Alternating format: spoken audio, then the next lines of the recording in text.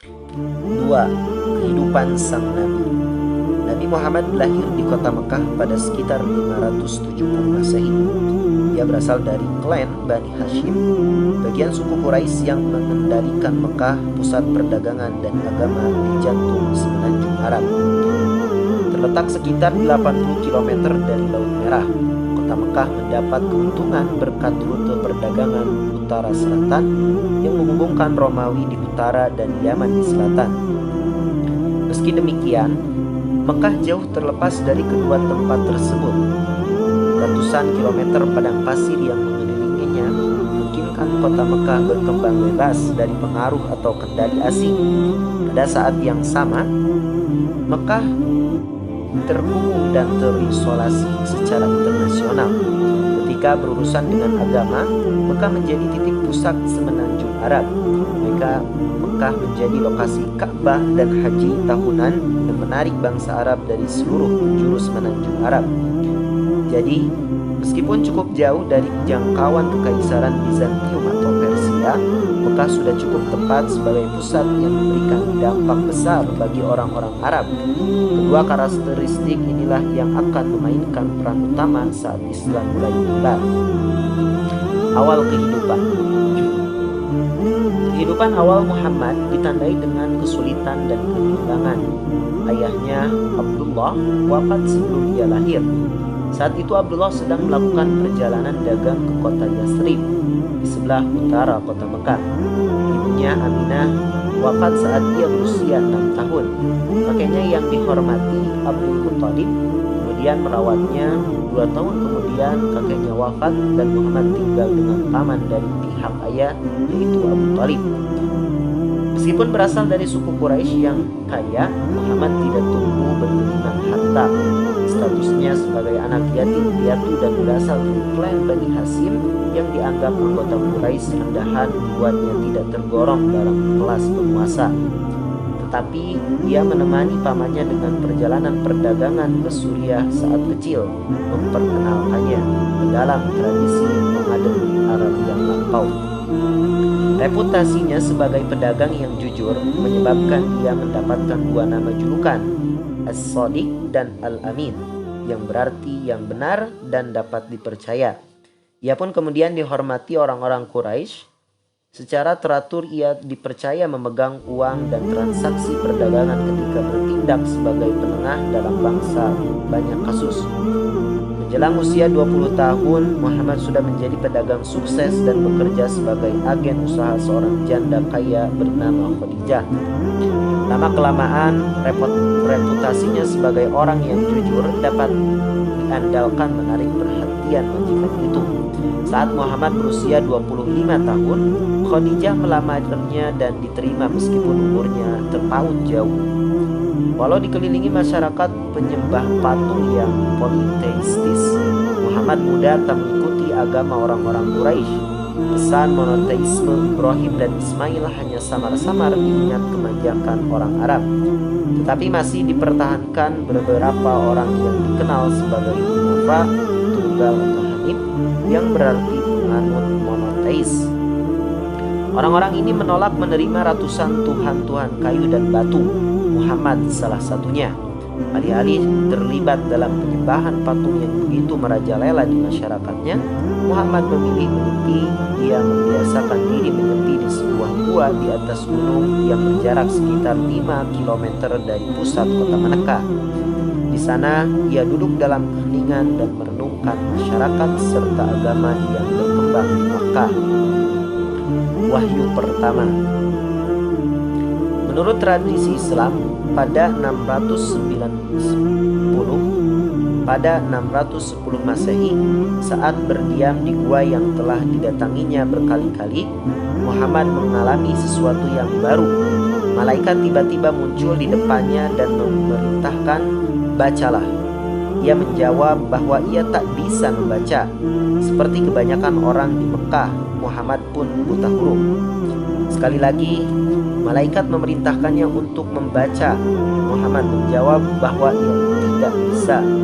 Untuk kali ketiga, malaikat memerintahkan agar ia membaca untuk ketiga kalinya. Muhammad menjawab bahwa ia tak bisa. Kemudian malaikat membacakan kepadanya ayat-ayat Quran yang pertama diturunkan. Bacalah dengan menyebut nama Tuhanmu yang menciptakan. Ia menciptakan manusia dari segumpal darah. Bacalah atas nama Tuhan. Dialah yang telah mengajarkan dengan pena, mengajari manusia yang tidak ia ketahui. Al-Alaq 1-5. Muhammad mengulangi kata-kata tersebut di hadapan malaikat yang kemudian memberitahukan bahwa ia Jibril, malaikat yang diutus Tuhan Yang Esa, dan Muhammad adalah utusan Allah. Kaget dan takut, Muhammad bergegas pulang ke rumah karena tak tahu apa arti perjumpaan tersebut.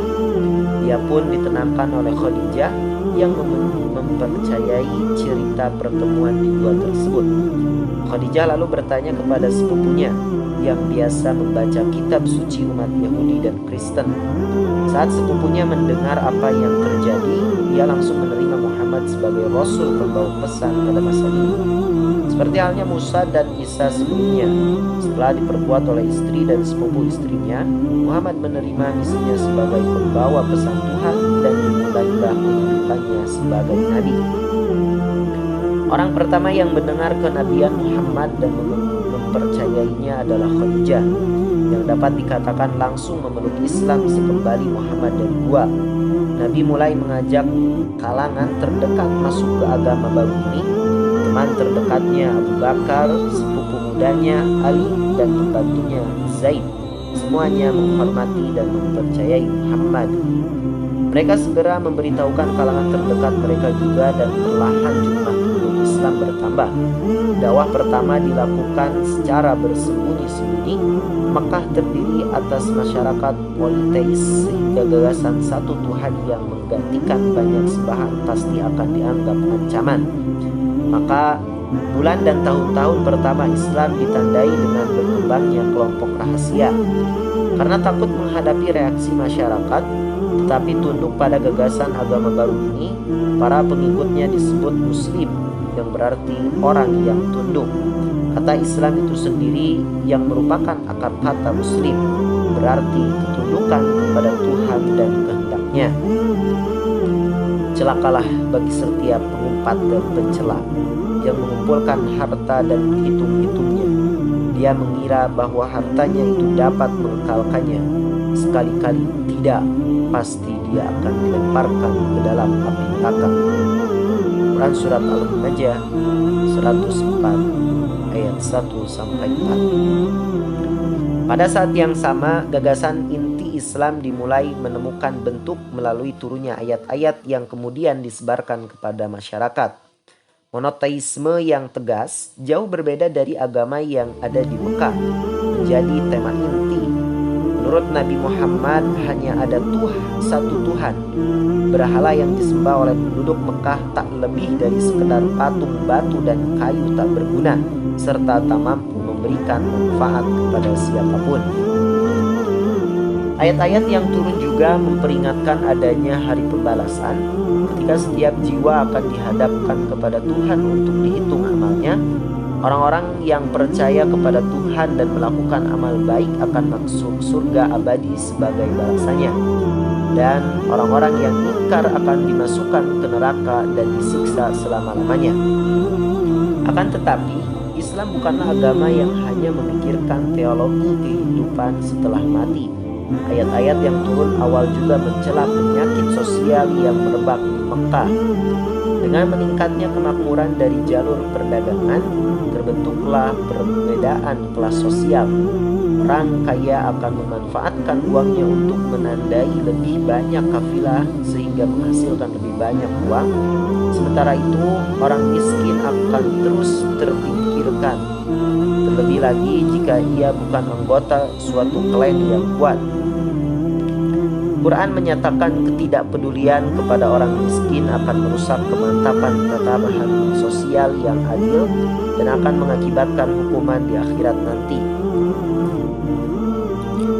Butuh waktu bertahun-tahun sampai aturan yang berhubungan dengan masyarakat dapat diterapkan. Tetapi semenjak awal sudah jelas bahwa Muhammad datang tak hanya untuk mengubah kepercayaan religius, tetapi juga masyarakat itu sendiri. Ayat-ayat yang turun awal mengulang tema-tema ini beberapa kali. Ayat dan surat yang diturunkan di Mekah yang dapat ditemukan di akhir Quran cenderung pendek dan langsung.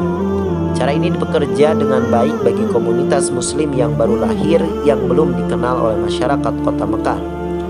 Saat berkumpul dengan sesama, orang muslim akan mendiskusikan wahyu terakhir di kalangan mereka dan saling mengajarkan.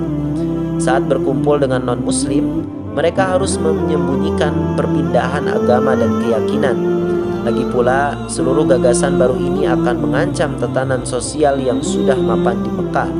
Kesetaraan sosial, ekonomi, dan suku sudah dalam genggaman anggota suku Quraisy yang kaya dan berkuasa.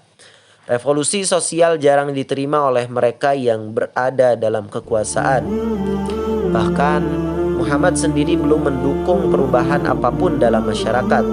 Keyakinan baru itu menjadi ancaman bagi posisi ekonomi dan sosial para penganut politeisme. Karena Ka'bah, Mekah menjadi pusat kehidupan religius bangsa Arab di seluruh semenanjung Arab. Sekali setahun, orang-orang Arab akan berpergian ke Mekah untuk melaksanakan ziarah dengan menghormati ratusan berhala yang disimpan di sekitar Ka'bah. Bagi orang Quraisy, ini berarti bisnis yang sangat menguntungkan. Perdagangan adalah produk sampingan alami dari ritual ziarah ini. Karena ada begitu banyak orang dari segala penjuru di satu tempat pada saat bersamaan. Pasar alamiah berkembang sehingga Mekah menjadi pusat kehidupan religius, ekonomi, dan politik di Arab. Dan sebagai fasilitator perdagangan ini, Quraisy mendapatkan keuntungan besar. Akan tetapi pesan yang dibawa Nabi Muhammad menolak pentingnya berhala dan menekankan keesaan Tuhan. Tanpa berhala takkan ada ziarah, tanpa ziarah tak akan ada bisnis. Ini bukan skenario yang menyenangkan bagi Quraisy dan para pengikut awal Nabi Muhammad juga mengetahuinya. Karena alasan ini tak mungkin mengungkapkan agama baru ini di kalangan para pemimpin suku. Komunitas muslim masih kecil dan lemah sehingga belum berani menghadapi konflik ideologi terbuka dengan para penguasa, terutama mempertimbangkan kenyataan bahwa sebagian besar penganut awal adalah orang-orang yang diangkat berada di kelas sosial terbawah. Budak, pembantu, dan orang miskin menjadi bagian terbesar komunitas muslim awal. Tertarik pada ajaran kesamaan manusia di hadapan Tuhan dan sifat egaliter agama baru. Kekayaan dan status sosial tidak menentukan nilai seseorang. Penyiksaan. Akhirnya, komunitas muslim menjadi terlalu besar untuk diabaikan oleh orang Quraisy. Awalnya, muslim bisa sholat di tempat tersembunyi di luar kota, tetapi saat kelompok peribadatan semakin besar, peluang untuk ketahuan pun semakin tinggi. Inilah yang terjadi saat sekelompok penyembah berhala melihat sekelompok muslim yang sedang sholat. Mereka langsung bereaksi dengan mencemooh muslim dan cara beribadahnya. Awalnya Quraisy tenang-tenang saja, menganggap komunitas kecil itu sebagai ketaklaziman yang bisa diejek, sampai mereka menyadari daya tarik gagasan baru ini. Monoteisme, keadilan sosial, kesetaraan, dan ketundukan kepada perintah Tuhan semuanya adalah teori yang mengancam Quraisy. Di mata banyak para pemimpin Quraisy, solusi untuk menyelamatkan diri dari gerakan religius dan sosial baru ini yaitu dengan menyingkirkan sumbernya, Muhammad. Akan tetapi, masyarakat Arab masih memegang struktur dan aturan. Walaupun anak yatim, Muhammad masih berada di bawah perlindungan pamannya, Abu Thalib. Ia pemimpin Bani Hashim, salah satu klan Quraisy. Abu Thalib sendiri menolak menerima Islam, tetapi harga diri dan rasa hormat pada aturan sosial Arab membuat ia melindungi keponakannya. Lebih jauh lagi, budaya Arab tua menyatakan jika Nabi Muhammad terbunuh, anggota kliennya diizinkan membalas dendam sehingga dapat terjadi perang saudara di jalan Mekah. Jadi, Nabi Muhammad sendiri tidak bisa disakiti, Tetapi perlindungan tersebut tidak berlaku bagi para pengikutnya. Banyak di antaranya yang tidak dilindungi oleh klan atau keluarga manapun. Suku Quraisy memutuskan untuk mengancam dan menganiaya mereka dengan harapan bisa memadamkan semangat yang lain untuk bergabung dengan agama baru tersebut. Maka umat muslim kerap dilecehkan dan dicabut haknya di Mekah. Meski mendapat perlindungan, Nabi Muhammad tak mampu menghentikan penindasan terhadap para pengikutnya. Quraisy juga mengambil langkah untuk mencegah penyebaran agama baru ini keluar Mekah. Sekelompok pengungsi muslim yang melarikan diri ke Abyssinia mendapat janji perlindungan dari Raja Kristen Negus. Kemudian Quraisy mengirim utusan untuk mengejar mereka, berharap bisa meyakinkan sang raja agar mencabut perlindungannya dan mengirimkan kembali pengungsi muslim ke Mekah untuk dianiaya.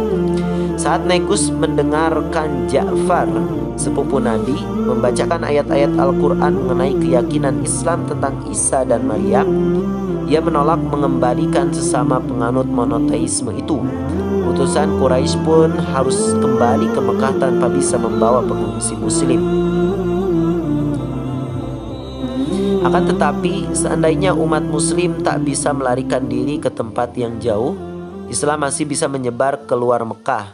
Ribuan orang Arab mengunjungi Mekah tiap tahun.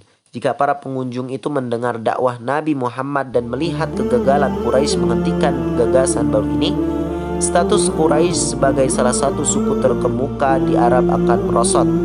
Alternatifnya, para pengunjung akan mempercayai Nabi Muhammad, menerima agamanya dan membawanya pulang ke kampung halaman, menyebarkan Islam di luar Mekah dan membuatnya semakin susah dibendung.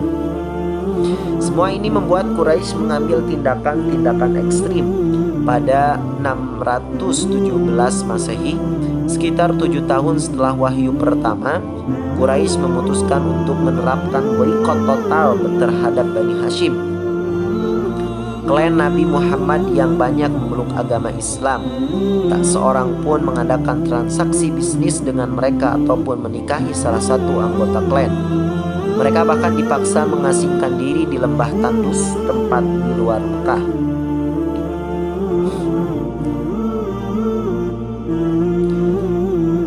Tekanan ini berdampak parah bagi komunitas muslim. Penyiksaan menimbulkan kelaparan, isolasi sosial, dan kesulitan ekonomi bagi orang-orang muslim. Bahkan bagi non-muslim yang kebetulan menjadi bagian dari Bani Hashim. Beberapa muslim yang tak berasal dari Bani Hashim seperti Abu Bakar, Umar, dan Utsman mengusahakan segala cara untuk mengirimkan bahan makanan kepada Bani Hashim dengan menghindari peraturan boikot walau secara pribadi mengalami kerugian besar. Boikot ini melelahkan seluruh komunitas muslim, baik yang berasal dari Bani Hashim maupun klan lain. Pada akhirnya boikot ini tak efektif untuk memaksa Nabi Muhammad menghentikan dakwah dan berakhir tepat setelah setahun diberlakukan. Kendati ada upaya pencegahan oleh Quraisy, semakin banyak orang memeluk Islam. Boikot tersebut juga membuktikan kekuatan ikatan komunitas muda ini. Anggota komunitas yang tidak termasuk klan Bani Hashim masih tersedia mengorbankan kekayaan dan keselamatan untuk membantu saudara-saudaranya yang sedang dianiaya. Di sini salah satu konsep inti Islam, kesetiaan pada agama melebihi kesetiaan pada suku atau keluarga, tak tampak dengan jelas. Akan tetapi, boikot itu tetap menimbulkan dampak nyata. Bertahun-tahun tak mendapatkan makanan dan perlindungan, diiringi kekerasan fisik, telah mengakibatkan jatuhnya korban di kubu kelompok muslim. Penganiayaan ini mungkin turut memengaruhi wafatnya istri Nabi, Khadijah, pada 619 Masehi. Dialah pengikut muslim pertama yang telah mendampingi Nabi mulai kesengsaraan di tangan Quraisy. Dukungan emosional yang diberikan Khadijah pada tahun-tahun awal tak terkira bagi Nabi, yang mendorongnya untuk melanjutkan dakwah di tengah penganiayaan. Ini salah satu kehilangan terbesar bagi Nabi, tetapi ini bukan satu-satunya kehilangan yang harus dihadapi. Tak lama setelah itu, paman yang telah melindunginya, Abu Thalib, sakit dan wafat. Walaupun tak mau masuk Islam, Abu Thalib mengalami penganiayaan seperti halnya anggota Bani Hashim yang lain dan tak pernah melepaskan perlindungannya terhadap keponakannya ini. Selain menjadi kehilangan besar bagi Nabi Muhammad, wafatnya Abu Thalib berimplikasi besar bagi komunitas muslim. Tanpa pemimpin yang kuat, hanya sedikit orang yang mampu melindungi Nabi Muhammad dan anggota komunitas muslim lainnya dari para pemimpin Quraisy. Mereka semakin berani menyerang muslim baik dengan kata-kata maupun fisik. Meskipun mencintai kota Mekah, Nabi Muhammad memutuskan mencari kota lain yang masyarakatnya mau menerima dan memberikan kebebasan untuk mendakwahkan agamanya dibandingkan Quraisy. Pilihan jatuh pada Taif, kota yang dipimpin suku Thaqif dan berjarak 65 km ke arah tenggara kota Mekah. Nabi pun pergi ke Taif dan bertemu dengan 3 bersaudara yang memimpin suku tersebut. Dengan tegas mereka menolak permintaan Nabi untuk masuk Islam dan menolak memberikan perlindungan dalam bentuk apapun. Yang lebih menyedihkan, saat berjalan keluar dari kota dan kembali ke Mekah, sekelompok orang Taif berkumpul untuk menghina dan melemparinya dengan batu. Nabi berdarah saat akhirnya bisa meninggalkan kota itu.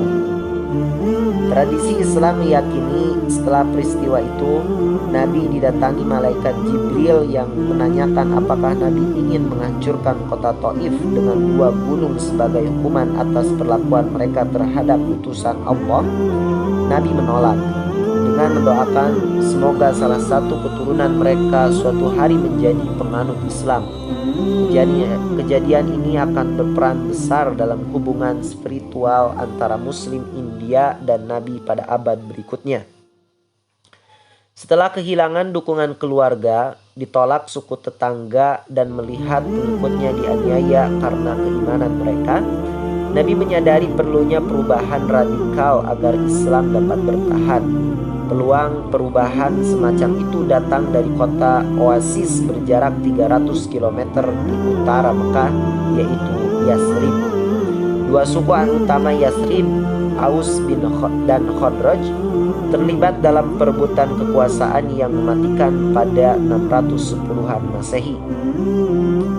Yang membuat masalah jauh lebih menjengkelkan, suku Yahudi juga tinggal di Yasrib dan mengalami kesulitan hidup bersama dengan suku Arab lokal. Reputasi Nabi sebagai orang yang dapat dipercaya dan dapat diandalkan telah terkenal di Yasrib. Dan pada 620, beberapa orang terhormat dari Yasrib pergi ke Mekah untuk menawarkan imigrasi ke Yasrib guna menjadi pemimpin dan penengah dalam perselisihan mereka. Nabi Muhammad menerima tawaran tersebut dan mendorong pengikutnya di Mekah untuk melakukan perjalanan bersama ke Yasrib, tempat tak ada penindasan Quraisy. Nabi sendiri menjadi salah satu orang terakhir yang meninggalkan Mekah pada 622. Saat melakukan perjalanan bersama teman dekatnya Abu Bakar, mereka berhasil menghindari rencana Quraisy untuk membunuhnya sebelum meninggalkan Mekah. Yasrib yang kemudian bernama Al-Madinah Al-Munawwarah, kota yang bersinar, secara resmi dikenal sebagai Madinah, kota. Nabi Muhammad akan mendapatkan keamanan dan kebebasan menyebarkan Islam jauh dari penindasan Quraisy. Madinah.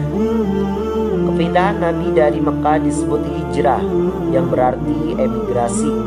Ini menjadi titik balik sejarah Islam awal dan sekarang digunakan sebagai permulaan kalender Islam. Komunitas muslim tak lagi menjadi kelompok kepinggiran dan Nabi Muhammad juga tidak terasingkan secara sosial. Komunitas muslim akan mengubah Madinah menjadi negara muslim pertama. Serangkaian teladan dari Nabi selama 10 tahun di Madinah akan menginspirasi ratusan tahun kehidupan politik, tatanan sosial, dan ekonomi muslim.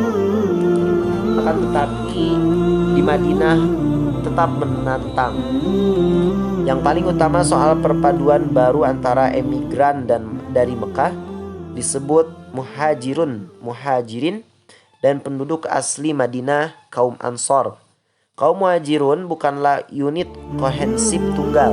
Tak ada satu klan di Mekah yang semua anggotanya masuk Islam, maka komunitas emigran terdiri atas kelompok yang beragam. tanpa perlindungan dari klan ataupun suku. Sebaliknya, kaum Ansor berasal dari suku Aus atau Khazraj yang terlibat peperangan di oasis tersebut. Lebih jauh, banyak orang yang tak tergolong kelompok apapun, imigran dari Afrika, Persia, dan kerajaan Bizantium. Salah satu pertanyaan besar bagi kebanyakan muslim adalah kemana loyalitas harus ditumpukan. Untuk itu, Nabi Muhammad menjelaskan bahwa gagasan tua pra-Islam soal kesetiaan sudah usang. Sebagai gantinya, diajukan arti penting kesetiaan pada umat negara muslim. Dalam pandangan Nabi Muhammad, tidak peduli apakah seorang muslim berasal dari Quraisy, Aus, Khazraj, atau bahkan suku Yahudi. Begitu memeluk Islam, mereka menjadi bagian komunitas persaudaraan baru yang berdasarkan keyakinan bersama, bukan keturunan. Kaum Yahudi menjadi satu komunitas masyarakat bersama Muslim. Bagi Yahudi agamanya dan bagi Muslim agamanya. Ini berlaku bagi kerabat dan diri mereka sendiri dengan pengecualian bagi siapapun yang bersalah atau berkhianat karena ia membahayakan dirinya dan keluarganya. Piagam Madinah. Tata politik dan sosial baru Nabi Muhammad di Madinah dikodifikasi dalam naskah yang disebut Piagam Madinah. Piagam ini merinci bahwa di bawah otoritas Nabi Muhammad, Madinah akan menjadi negara berdasar hukum Islam. Umat akan menjadi satu unit politik. Lebih jauh, Nabi Muhammad berperan sebagai penengah utama. Hukum Arab kuno yang menghargai pembalasan atas ketidakadilan dihilangkan untuk mendukung sistem hukum terstruktur berdasarkan hukum Islam.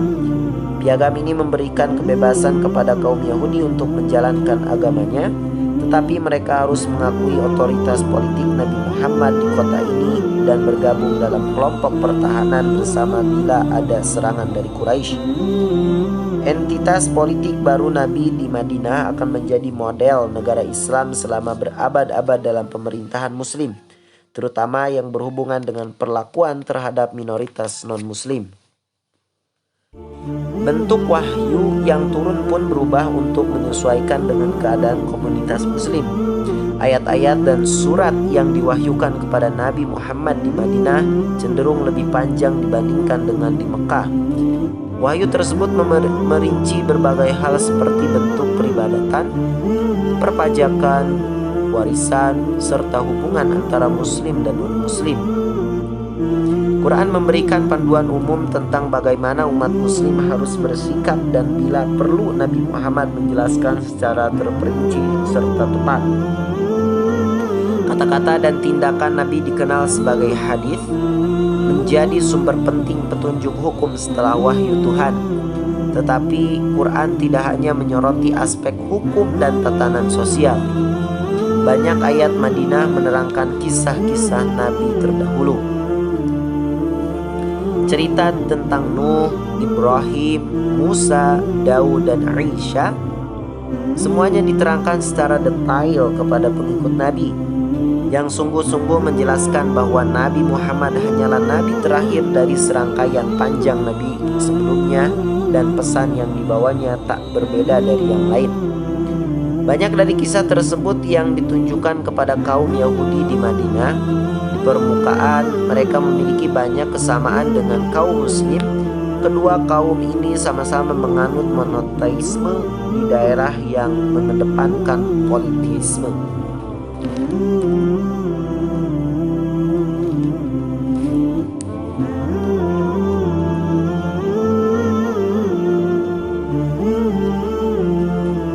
Keduanya menghormati Nabi yang sama dan pada awal kenabian keduanya beribadah menghadap Yerusalem. Akibatnya beberapa orang Yahudi di Madinah menerima Muhammad sebagai nabinya dan masuk Islam. Kitab suci Yahudi berbicara tentang Mesias dan bagi mereka Nabi Muhammad adalah manusia yang dijanjikan. Tetapi lebih banyak yang menolaknya.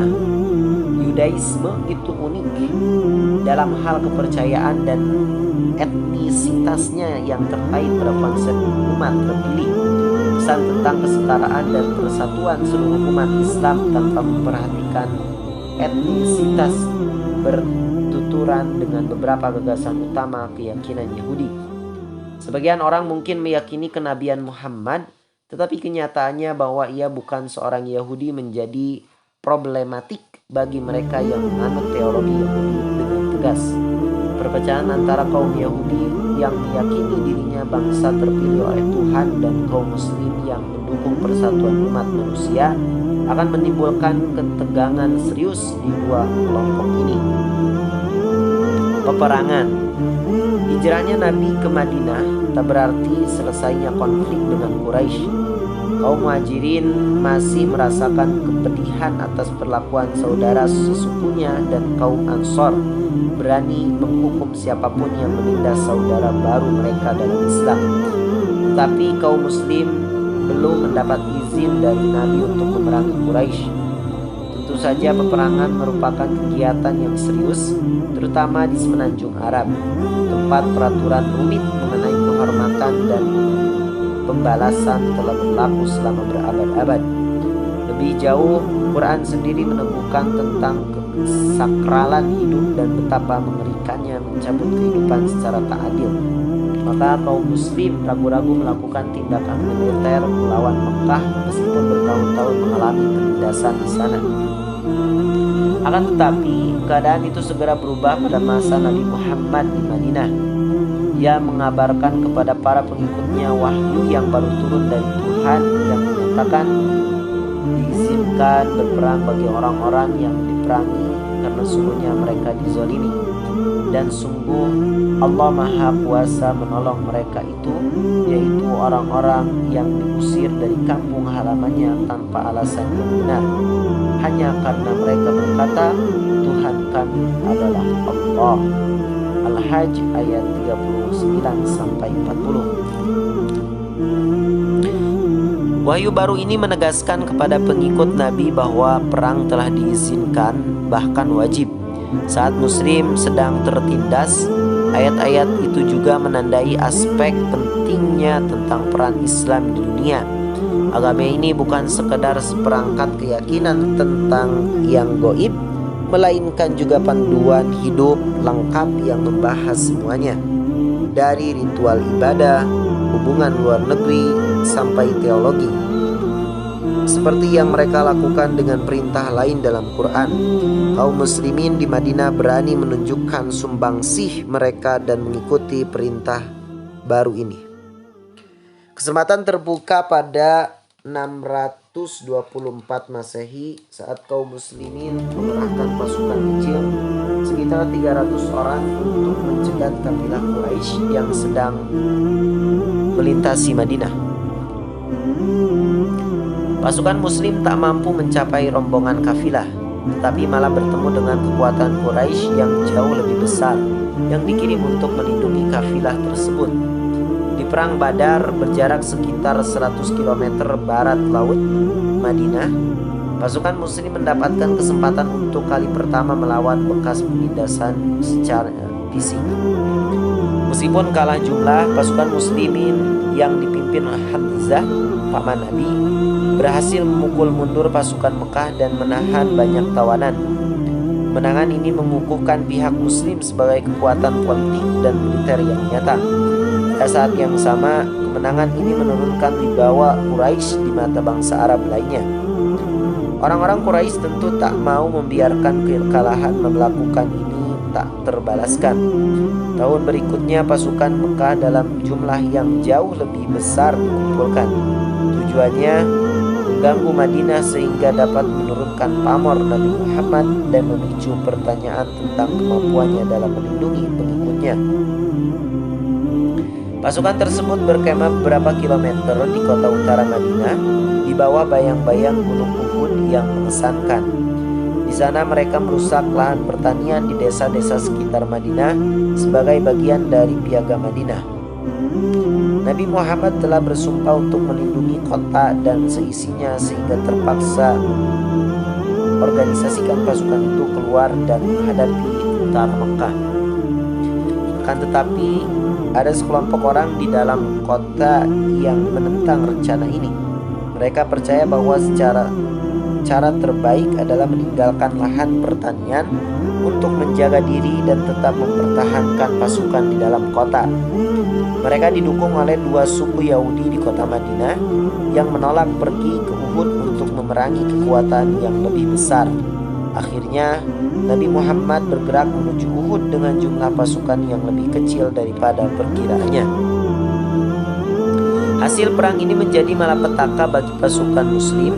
Pasukan Mekah yang dipimpin Khalid bin Walid yang cerdas, yang nantinya masuk Islam dan memimpin pasukan Islam ke Suriah, berhasil memukul mundur pasukan Muslim dari medan pertempuran dan naik ke lereng Uhud. Hamzah, pahlawan Badar, gugur dalam pertempuran dan tubuhnya dimutilasi oleh orang-orang Quraisy. Nabi Muhammad sendiri bersama kelompok kecil tentara Muslim sempat dikepung pasukan Mekah dan terluka dalam pertempuran terbuka yang terjadi. Pasukan Quraisy yang telah mengalahkan pasukan Muslim dan merasa yakin sudah berhasil merusak reputasi Nabi Muhammad, mundur dan kembali ke Mekah. Perang Uhud tak berhasil meruntuhkan Islam atau otoritas Nabi di Madinah seperti yang diharapkan kelompok Quraisy, walaupun mampu menaburkan benih ketegangan antara pihak Muslim dan Yahudi di Madinah yang kebanyakan menolak memengaruhi piagam Madinah dan tak mau ikut bertempur. Tampak jelas bahwa baik Muslim maupun Quraisy tak akan mampu saling mengalahkan dengan keyakinan di medan pertempuran. Kedua belah pihak terpaksa berusaha mencari dukungan dari berbagai suku Arab di wilayah itu. Masing-masing ingin mendapat mengungguli musuhnya.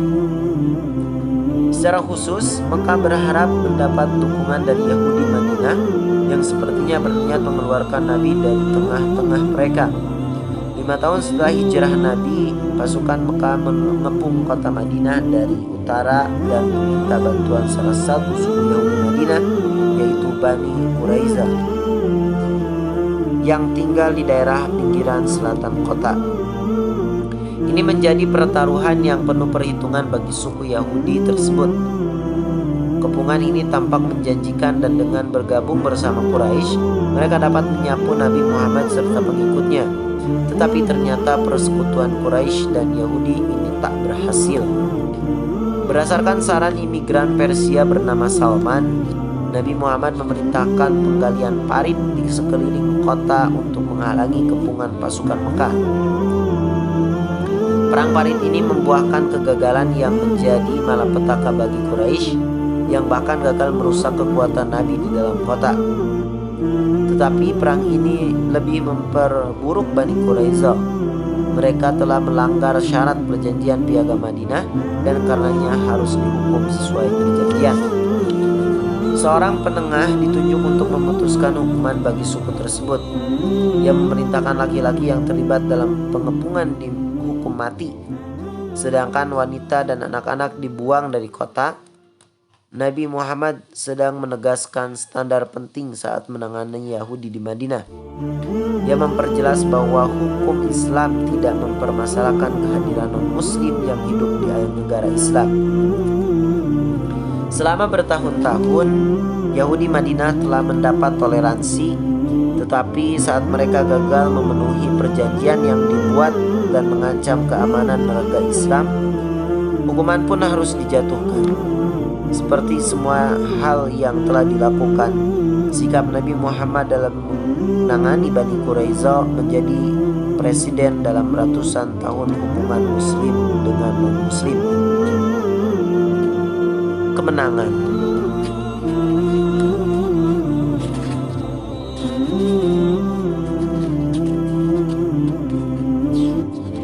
Setelah posisinya di Madinah aman, akhirnya Nabi Muhammad dapat membuat perjanjian dengan Quraisy dalam posisi yang sederajat. Karena percaya diri dengan stabilitas negara Muslim dan diilhami oleh wahyu baru yang menjanjikan kemenangan, Nabi Muhammad mengirimkan 1.500 tentara ke Mekah pada 628. Tujuan pasukan ini bukan untuk berperang. Mereka mengenakan 2 potong kain untuk berhaji dan hanya membawa pedang. Tak ada persenjataan, kavaleri, dan janji-janji perang. Nabi Muhammad berharap dapat masuk ke Mekah dan Ka'bah dengan damai untuk menjalankan ibadah haji. Orang-orang Mekah yang tercengang dengan keberanian kaum muslimin kesulitan mengambil keputusan. Jika mengizinkan Nabi Muhammad dan pengikutnya memasuki Mekah, mereka akan tampak lemah di mata suku Arab lain karena tak mampu mencegah pasukan yang hampir tak bersenjata untuk memasuki kota. Sebaliknya, peran utama mereka di Mekah untuk melayani ziarah bagi setiap orang dianggap sebagai tugas yang sangat serius. Akhirnya mereka merundingkan perjanjian dengan Nabi Muhammad. Mereka setuju untuk mengosongkan Mekah selama 3 hari agar Nabi Muhammad dan kaum muslimin bisa menyelesaikan haji pada tahun ke-8.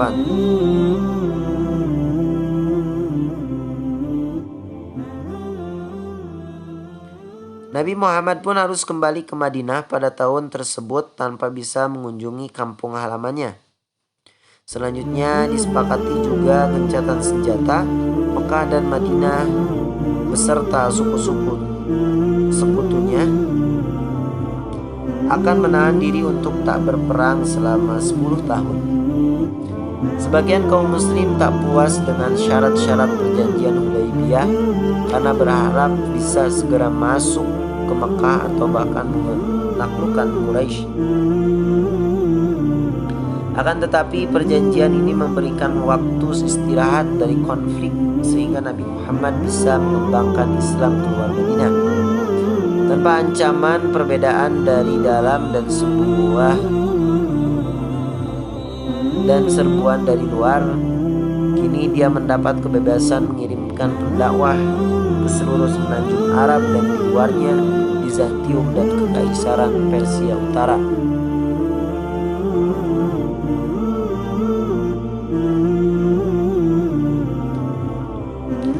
Kemenangan. Setelah posisinya di Madinah aman, akhirnya Nabi Muhammad dapat membuat perjanjian dengan Quraisy dalam posisi yang sederajat.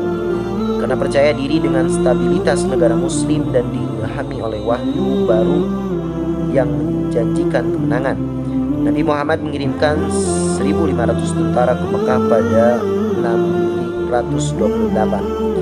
Tujuan pasukan ini bukan untuk berperang. Mereka mengenakan 2 potong kain untuk berhaji dan hanya membawa pedang. Tak ada persenjataan, kavaleri, dan panji-panji perang. Nabi Muhammad berharap dapat masuk ke Mekah dan Ka'bah dengan damai untuk menjalankan ibadah haji. Orang-orang Mekah yang tercengang dengan keberanian kaum muslim kesulitan mengambil keputusan. Jika mengizinkan Nabi Muhammad dan pengikutnya memasuki Mekah, mereka akan tampak lemah di mata suku Arab lain karena tak mampu mencegah pasukan yang hampir tak bersenjata untuk memasuki kota. Sebaliknya, peran utama mereka di Mekah untuk melayani ziarah bagi setiap orang dianggap sebagai tugas yang sangat serius. Akhirnya, mereka merundingkan perjanjian dengan Nabi Muhammad. Mereka setuju untuk mengosongkan Mekah selama 3 hari agar Nabi Muhammad dan kaum muslimin bisa menyelesaikan ibadah haji pada tahun depan. Nabi Muhammad pun harus kembali ke Madinah pada tahun tersebut tanpa bisa mengunjungi kampung halamannya. Selanjutnya disepakati juga gencatan senjata. Mekah dan Madinah beserta suku-suku sekutunya akan menahan diri untuk tak berperang selama 10 tahun. Sebagai kaum muslim tak puas dengan syarat-syarat perjanjian Hudaybiyah karena berharap bisa segera masuk ke Mekah atau bahkan menaklukkan Quraisy.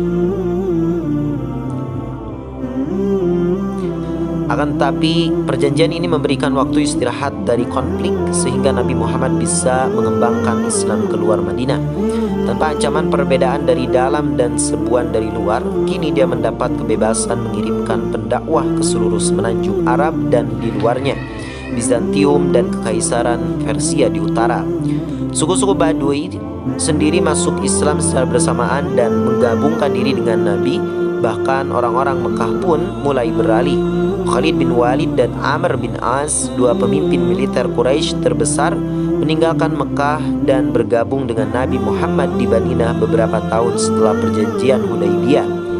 Perjanjian tersebut tak mampu memberikan kendali langsung atas tempat paling suci ini, tetapi memungkinkan Islam tumbuh secara eksponensial di seluruh jazirah Arab. Hal itu sangat mengecewakan para tokoh keras kepala di Mekah yang berharap bisa menghentikan Islam beberapa tahun sebelumnya. Selanjutnya, kesucian perjanjian tak sepenuhnya dipatuhi. Hanya 2 tahun setelah disepakati, suku sekutu Quraisy melancarkan serangan kejutan terhadap suku sekutu Nabi Muhammad tempat di luar kota Makkah. Ini merupakan pelanggaran atas perjanjian perdamaian total selama 10 tahun.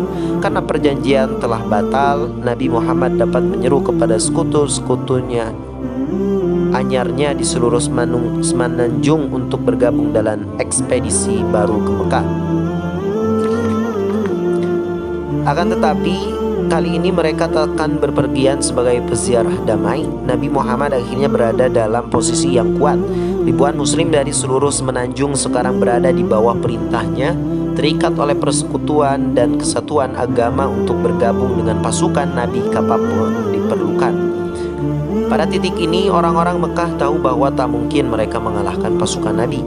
Sekarang Mekah melawan puluhan suku yang bersatu untuk kali pertama dalam sejarah Arab. Usaha negosiasi antara Muhammad dan Quraisy berakhir dengan kegagalan. Maka pada 630 Masehi, pasukan yang berjumlah lebih dari 10.000 umat muslim yang datang dari seluruh penjuru Arab berbaris menuju kota suci Mekah. Sebagian besar penduduk Mekah menyadari bahwa perlawanan akan sia-sia. Dengan pengecualian sejumlah pertempuran kecil-kecilan, pasukan Nabi Muhammad memasuki Mekah tanpa pertumpahan darah. Kemenangan atas tempat kelahiran ini dipandang pengikutnya sebagai kemenangan akhir Islam atau politeisme, kebenaran di atas kesalahan. Ratusan berhala yang mengelilingi Ka'bah dihancurkan, menjadikan tempat suci ini sebagai tempat menyembah satu Tuhan.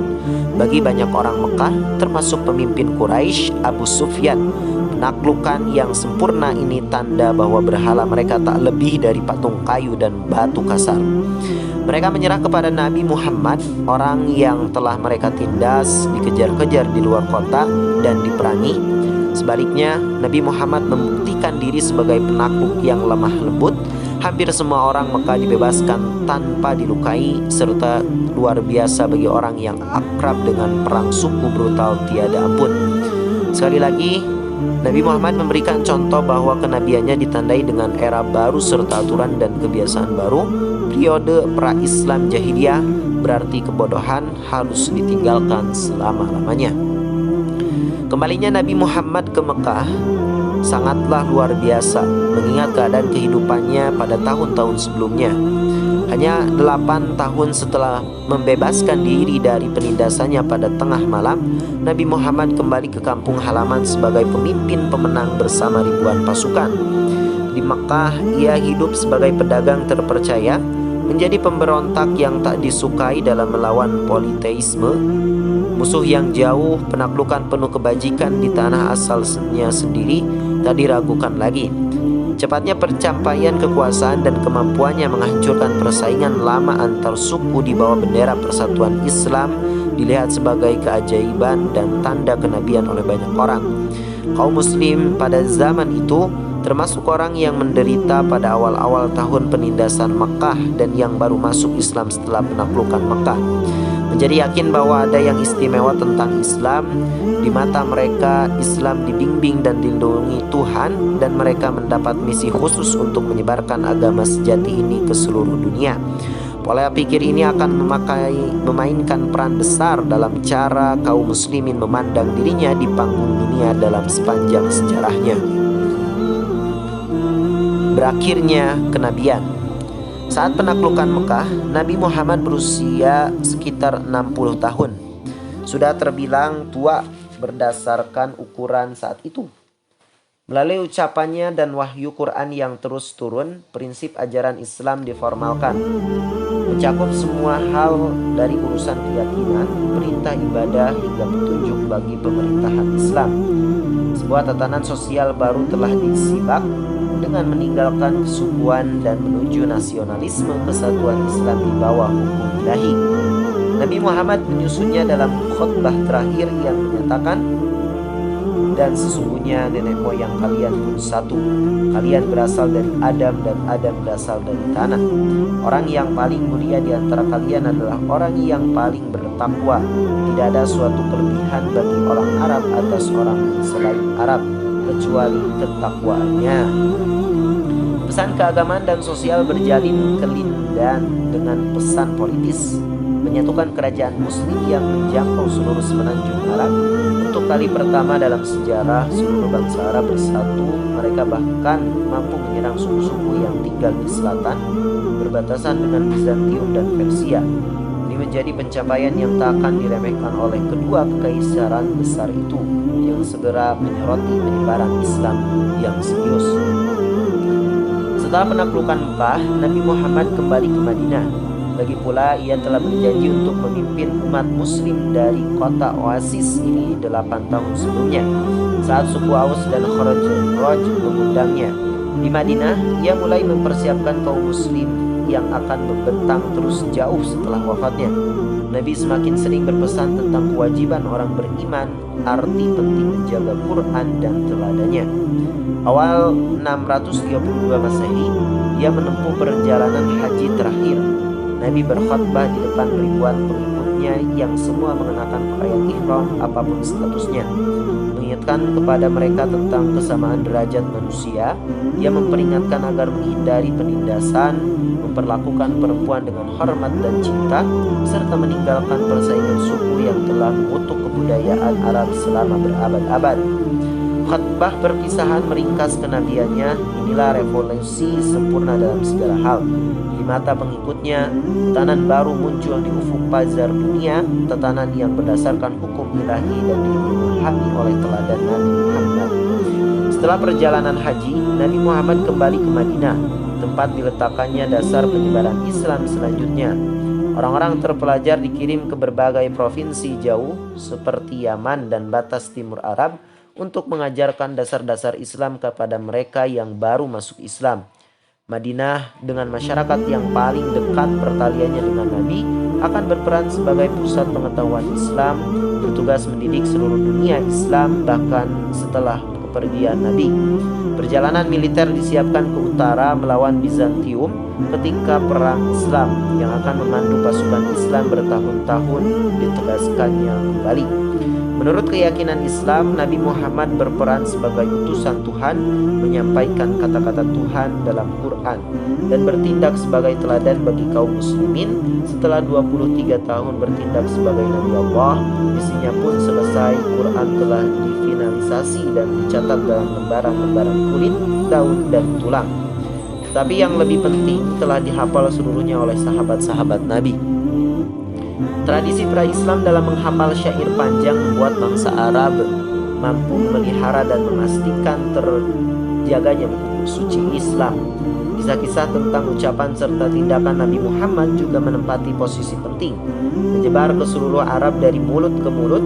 Menurut tradisi Islam, salah satu ayat akhir Quran yang diturunkan kepada Nabi Muhammad menyatakan, "Hari ini telah kusempurnakan agamamu, kusempurnakan juga kenikmatan bagimu, dan kuridhoi Islam sebagai agamamu." Quran Surat Al-Maidah ayat 3.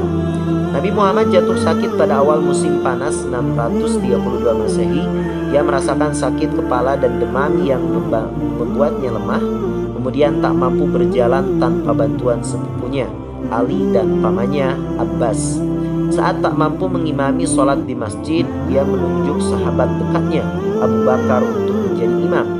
Ia menghabiskan hari-hari terakhir di rumah istrinya Aisyah putri Abu Bakar.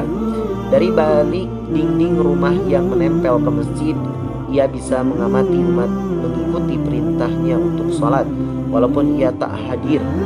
Tak diragukan lagi, inilah saat-saat emosional bagi pengikutnya yang telah bersama Nabi melalui hari-hari sulit di Mekah, perang yang kejam melawan Quraisy saat menegakkan kekuasaannya, dan kemenangan tanpa pertumpahan darah saat menaklukkan Mekah. Mereka telah menjadikan Nabi Muhammad sebagai sumber petunjuk dan kepemimpinan kepemimpinan dalam segala bidang kehidupan. Nabi semakin sering berbicara tentang kematian dan kondisinya yang bahkan tak mampu bangun untuk mengimami sholat sangat membuat sedih umat Islam. Hari-hari terakhirnya dihabiskan di rumah dengan kepala di pangkuan Aisyah. Anggota keluarga dan teman dekat datang menengok, berharap bisa melihat tanda-tanda kepulihan pemimpin mereka. Tetapi satu aspek sentral Islam adalah monoteisme tanpa kompromi. Nabi Muhammad mengajarkan bahwa hanya Tuhan yang kekal. Semua makhluk, entah binatang, manusia, bahkan malaikat pun akan mengalami kematian menurut keyakinan Islam. Maka saat mempersiapkan diri atas wafatnya Nabi, mereka menyadari Islam akan terus berlanjut sepeninggalnya. Pengikut Nabi Muhammad yang memiliki ikatan emosional sangat dalam dengan sosok yang telah mengeluarkan mereka dari era politeisme pra-Islam dan perang suku tak mampu membayangkan hidup tanpa Nabi. Pada 8 Juni 632, dengan kepala Nabi di pangkuan Aisyah dan para sahabat berkumpul di masjid sambil berharap mendengar junjungannya pulih kembali. Era pertama prasejarah Islam yang merentang dalam 23 tahun masa kenabian pun ditutup saat Nabi Muhammad menghembuskan napas terakhir. Allahumma shalli wa sallim wa barik ala